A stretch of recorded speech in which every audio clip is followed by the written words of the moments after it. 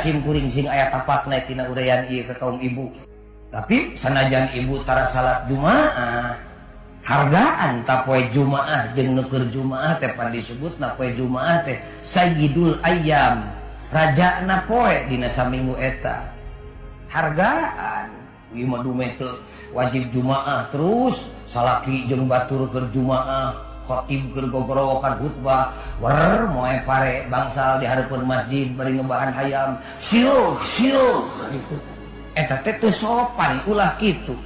Eureun sajama ibu teh da moal rugi cicing di imah kunci panto budak nu ceurik sina jempling sajam teu pira. Hargaan jelema salaki ibu umat Islam nu keur ibadah ka Allah ngalakukeun ibadah Jumaah ulah aya nu wani ngaliwat ka hareupeun masjid.